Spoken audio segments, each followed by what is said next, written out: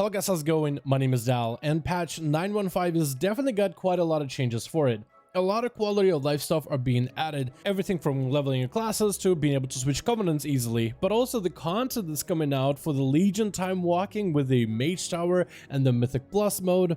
All of it is pretty exciting, but the one thing a lot of people are excited for 9.1.5 are potentially good class changes. I've been monitoring these class changes, and while Blizzard did uncap a variety of classes with a 5 target and 8 target soft cap, which means you can actually hit more than just 5 or 8 targets, which is a good thing, most of the classes we've seen so far has gotten minor updates. And while I'm really still holding out hope for big chunky updates like big class changes or potentially redesigning of certain talents or game mechanics for a few specs, maybe even changing up how abilities interact with talents and other passives, I am excited about some of the smaller updates that are coming out for classes for 9.1.5, and that's what I really wanted to highlight, because even smaller changes like Assassination Rogues in 9.05, making Envenom refresh Slice and Dice and buffing the legendary by a little made for a massive update that allowed Assassination to stand apart from the other DPS in a raiding environment. But right before that, majority of you guys watching the videos are not subscribed. You're watching the videos anyway, just hit subscribe,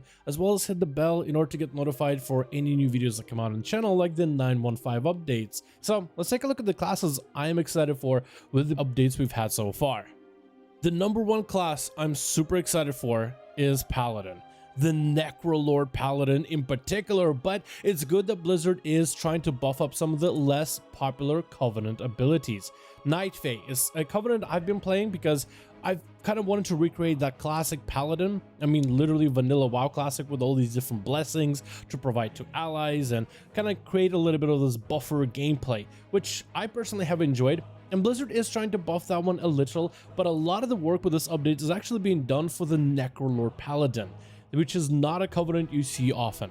The Covenant ability is where your Paladin tosses a gavel at the enemy that does reasonable shadow damage, and with a conduit can be buffed up so the shadow damage does more damage. But then it enhances your next ability, where one of your Paladin spells and abilities will also have another ability attached to it for free.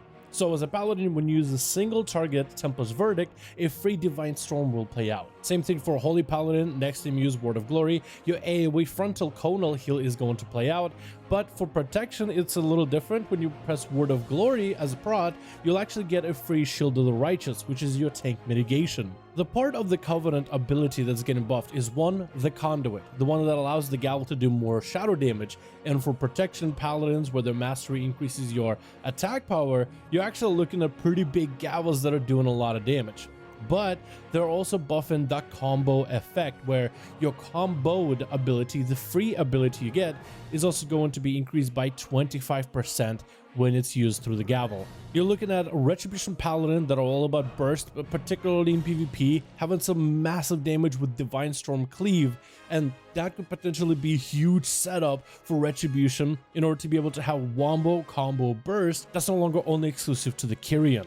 And in PvP, Fleshcraft does give you a little bit of survivability, because while Shield of Vengeance is a decent defensive, some classes burn through it like as a power word shield. So it's essentially not really defensive because it just doesn't live long enough. But having Fleshcraft on top of it, especially since it's in a different spell school, you can fake out a kick from an enemy by casting Flash of Light. They'll lock you out on Holy, you channel Fleshcraft with the Marileth Soulbind, you're immune to CC, while you channel taking 20% less damage, building up this beefy shield. It's going to be fantastic. I'm also interested in how it's going to interact with Holy, since it is extra healing and the AoE heal Holy Spender is going to be buffed up as well. I wonder how good it could be in group or raid content. And for protection, I'm interested how it's going to affect Shield of Righteous, because right now in PTR, it actually buffs the amount of armor it gives protection Paladins. Prot Pally is very well known for a very glass cannon spec, so you don't really survive long as a tank, but you dish out a lot of damage. So I wonder if this is going to increase the survivability as an overall. The next class on my radar is Death Knight, primarily as Frost because that's my favorite spec, but Death Knight in general. And Blizzard is taking another step for another class in order to try to make the other Covenants besides the all-dominating Necrolord a bit more appealing by buffing the actual abilities and the interactions as well as the conduits, so it's good that they're taking steps in that direction. Frost, Blood, and Unholy are getting some of their abilities soft capped, so you'll be able to affect multiple enemies. So for Frost, Frost Scythe, for example, might actually become playable. We don't really know the numbers just yet, but this ability was just not worth using ever in Shadowlands so far, so potentially we'll have some competitive options in the row finally. We even get some sensible Covenant ability changes, like Shackle the Unworthy from the Curing Covenant, which kind of puts up a arcane disease on the enemy. That disease did a bit of damage and had a 50% chance when you use rune spending abilities to jump to a nearby target. That has been changed where it does slightly less damage but has a 100% chance to jump to other targets. So being able to spread it on enemies like the Plague is really easy. Particularly for Frost, with the Frost Scythe getting a soft cap, it can affect every enemy in front of you. So with one press of a button, you're able to spread it. There's even a bit of a feedback loop for it right now on PTR. I'm not sure if it's supposed to do that, but essentially you can maintain a 5-second version of it on an enemy and it'll continue bouncing back and forth, refreshing a 5-second duration over and over.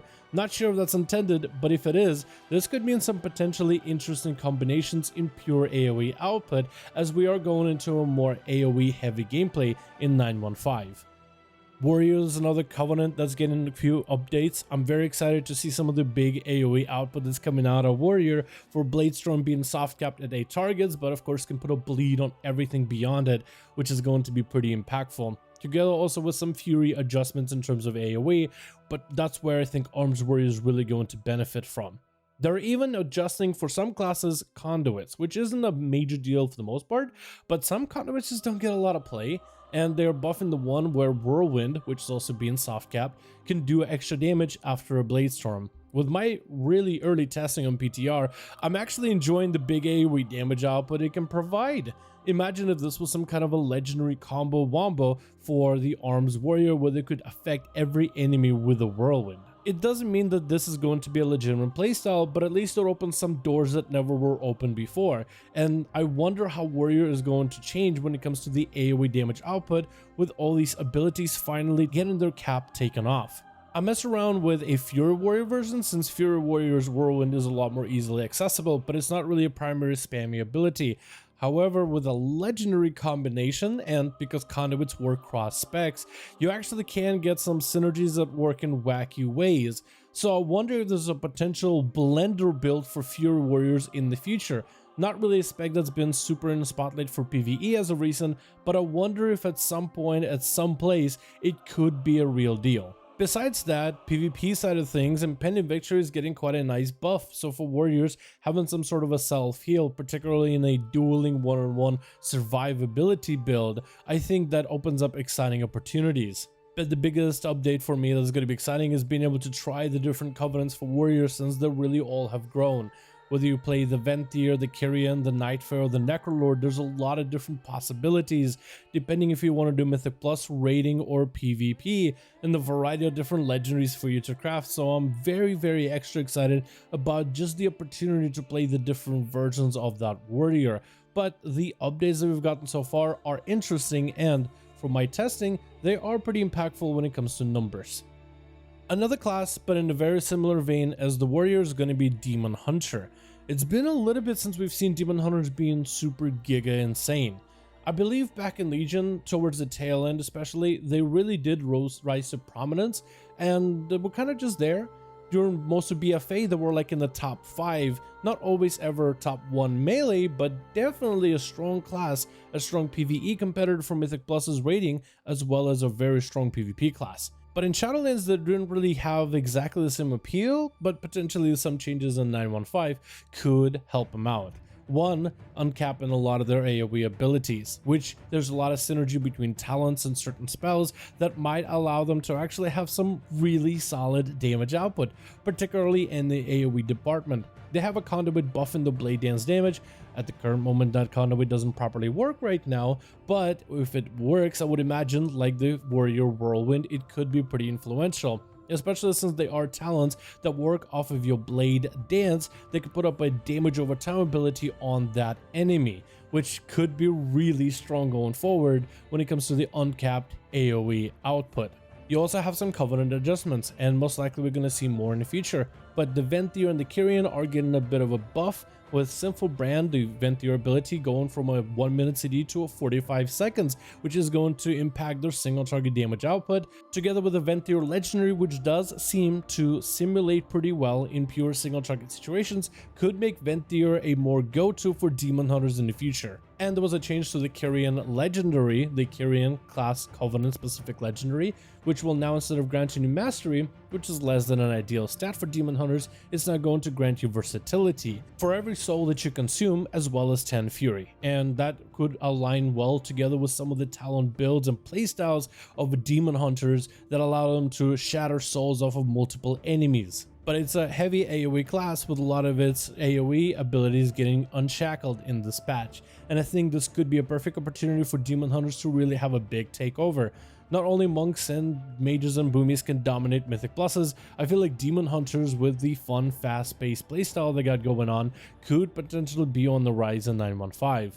Finally, I would have to place Hunter as one of the classes I'm excited for. Primarily because hunters are having their covenant abilities adjusted slightly, where you might have more playability in other covenants besides just Kyrian and Night Fae. Death Chakram as an ability is continuing to get evolved, and every single week it seems to get buffed up more and more. Currently, the version of the Death Chakram right now reads, if it tags an enemy, it puts a debuff on them, which makes the enemy take 10% more physical damage for 10 seconds from you as well as your pet, which makes it very similar to the other Covenant abilities for hunters, like the Kyrian, where enemies are more likely to get crit and can take more damage with a conduit, or the Night Fae, where simply enemies in an AoE area are just going to get blasted for extra nature damage, which creates pretty big AoE burst windows for the other Covenants, and now Death Chakram can do something similar, at least in the same vein. It also helps that they mostly fixed this ability, as previously Death Chakram was very sticky. It really tried to focus on one singular target and didn't really get moved around a lot. In the recent build, I feel like they actually changed the layout of how this ability functions, and now it's more likely to try to tag an enemy it hasn't tagged before. So you're looking at, when you throw the Death Chakram, it does 9 bounces, it will try to prioritize enemies it hasn't tagged with a debuff yet. So together for Beast Mastery, which is mostly physical damage between your pet cleaves, or Marksmanship Hunter between the aim shots and rapid fires, and your barrage and multi-shots, which is also mostly physical damage, it does create an opportunity for this ability to be kind of okay.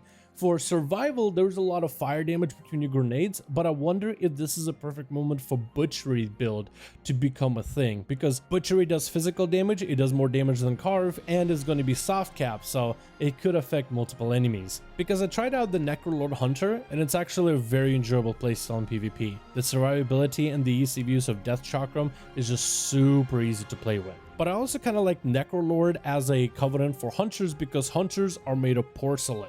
They are the squishiest class in the game, and when hunters tell you that they are squishy, you don't really know it until you actually get to play it, until you walk a mile in their shoes. And just trying to do a heroic raid as a hunter, I mean, it feels like everything just blasts you, even if you have gear equivalent to all your other alts. So being safe in that Necrolord bubble, I feel like it's just super fitting. But it's also good that Blizzard is opening up more opportunities for classes to play potentially covenants that they want to without the biggest of drawbacks. But of course, that all depends how Blizzard ends up tuning all these things. We're not done with patch 9.1 PTR, but these are the classes that have been a highlight for me as of recently. Hoping for some big updates in the future, particularly when it comes to uncaps on more AoE abilities, because those are super exciting. But also some of the smaller changes that Blizzard has done for PvP side of things, I'm also very excited for that as well. But thank you guys so much for checking out this video.